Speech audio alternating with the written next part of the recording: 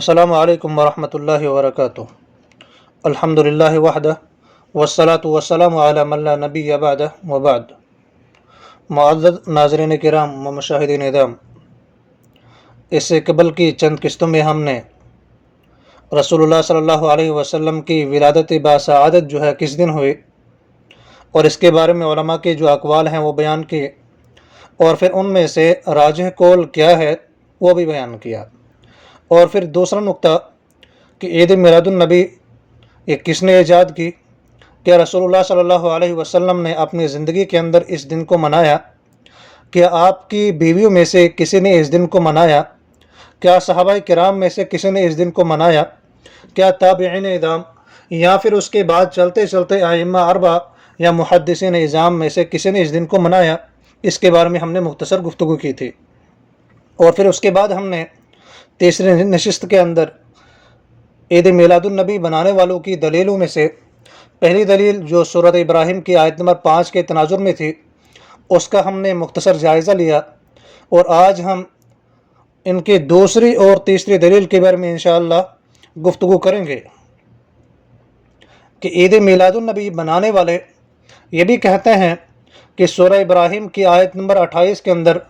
عبداللہ ابن عباس رضی اللہ عنہما کا قول نقل کیا گیا ہے کہ نعمت سے مراد رسول اللہ صلی اللہ علیہ وسلم ہے، اور پھر عبداللہ ابن عباس رضی اللہ عنہما کے اس قول کو بنیاد بنا کر ان لوگوں نے یہ فلسفہ گھڑ لیا کہ نعمت کا اظہار کرنا شکر ہے اور شکر نہ کرنا کفر ہے، اور جب شکر کیا جائے گا تو خوشی ہوگی، لہٰذا ہم جو کچھ کرتے ہیں تو وہ خوشی کے اظہار کے لیے ہم کرتے ہیں،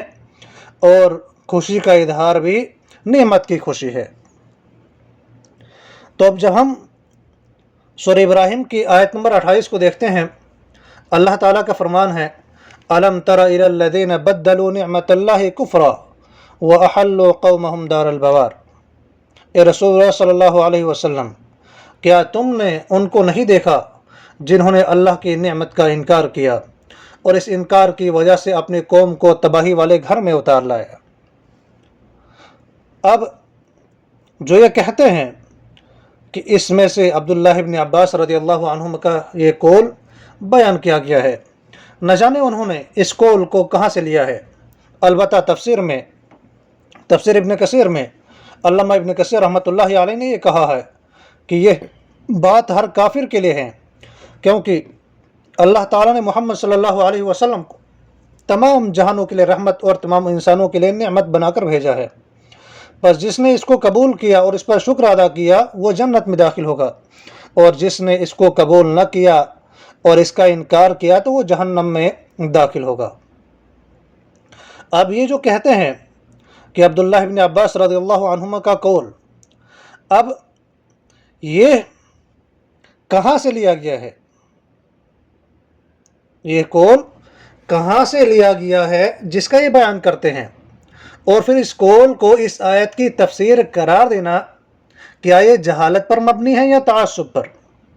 اگر بالفرض یہ درست بھی مان لیا جائے کہ یہ قول عبداللہ ابن عباس رضی اللہ عنہما کا کہا ہوا ہے، تو پھر یہ دکھانا بھی لازم بنتا ہے کہ عبداللہ ابن عباس یا ان کے والد عباس رضی اللہ عنہ یا کسی بھی اور صحابی نے رسول اللہ صلی اللہ علیہ وسلم کی پیدائش کا دن کسی بھی طور پر منایا ہو۔ تو یہ دوسری دلیل ہوئی۔ اب اس کے بعد جو ہے تیسری دلیل، یہ کہتے ہیں کہ سورۃ الضحیٰ کی آیت نمبر 11 میں اللہ تعالیٰ نے اپنے رسول صلی اللہ علیہ وسلم کو اپنے نعمتوں کا اظہار کا حکم دیا، اور اظہار بغیر ذکر کے ہو نہیں سکتا، اور اس آیت میں حکم ہے کہ اظہار کرو، لیکن سوال یہاں پر یہ ہے کہ نبی کریم صلی اللہ علیہ وسلم اللہ تعالیٰ کی نعمت ہے یا نہیں؟ اگر ہے اور یقیناً ہے،